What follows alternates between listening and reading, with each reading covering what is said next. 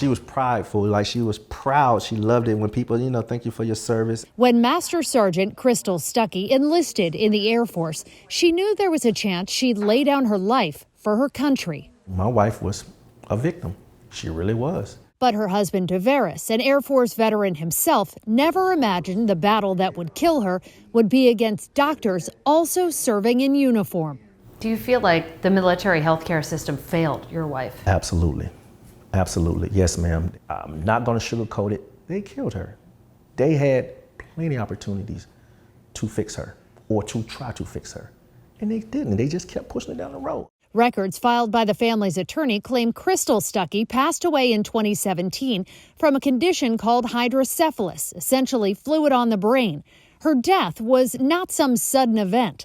Rather, her family claims it was an avoidable tragedy that started with a headache in 2015 and sent Crystal in and out of the emergency room and doctor's offices on military bases as often as 2 times a week. They kept saying, oh, well, it's just migraines.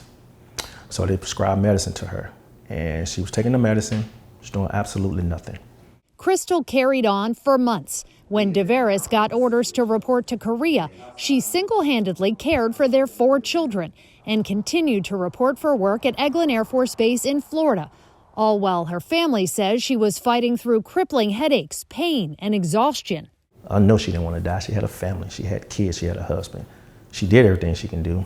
She asked for help. She begged for help. Nothing happened. Deveris claims his wife was misdiagnosed with everything from vertigo to problems with her diet before records show she finally got an MRI in January 2017, more than a year after her first trip to the doctor.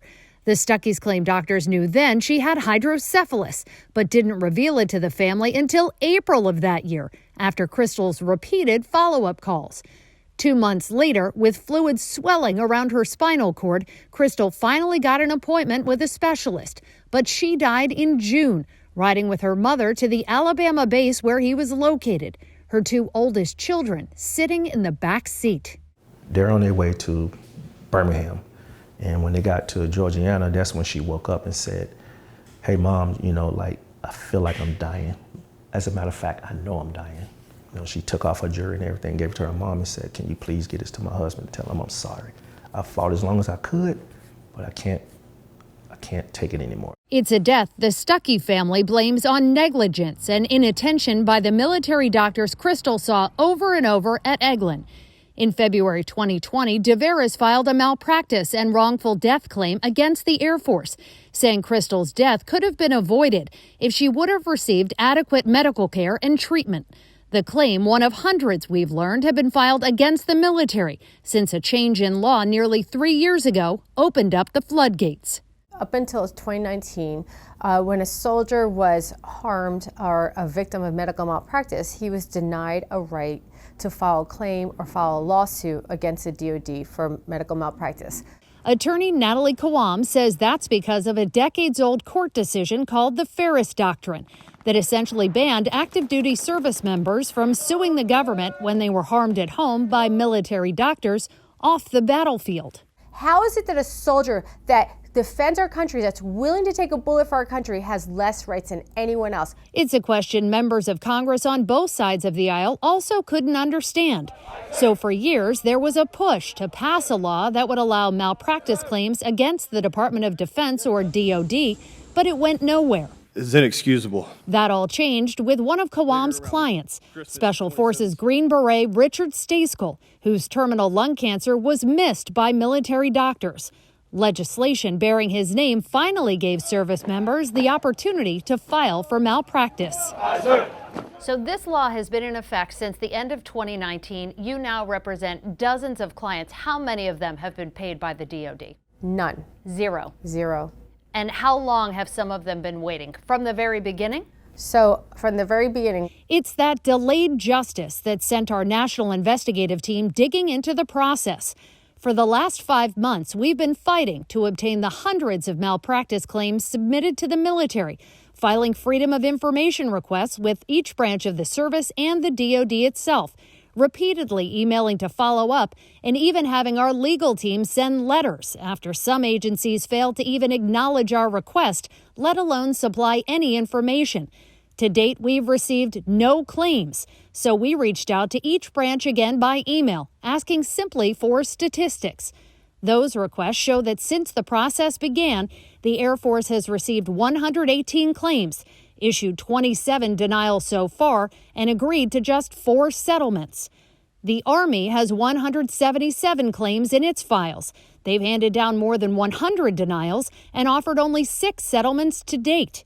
But even that isn't the full picture. There are 439 claims that have been filed. We had to get that from Congresswoman Jackie Speer, who not only spent years championing the law allowing claims, she's also considered one of the most critical eyes on the process that she says requires more transparency. Do you feel like the military is doing what you intended with this process? I would like them to do it more swiftly. Speer says there are more than 30 cases in appeal right now and another 234 malpractice claims still awaiting decisions.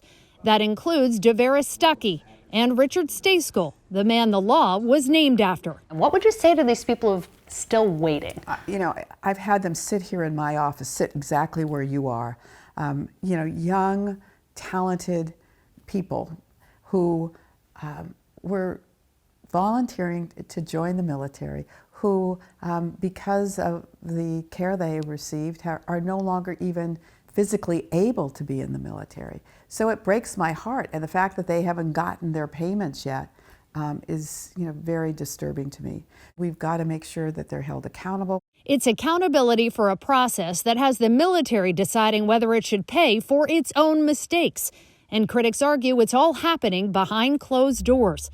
According to the 18 pages of rules laid out by the DoD, Attorney Kawam says claimants are unable to see any of the case discovery materials that shape the decision or obtain any information about the experts that ultimately help the military decide the case.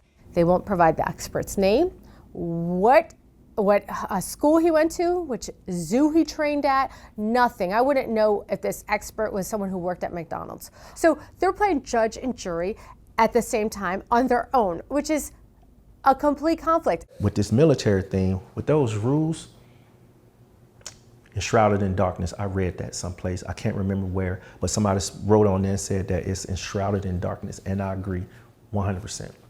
Stucky says he's been in the dark since the Air Force acknowledged his claim in this letter back in April of 2020. How do you spell upset?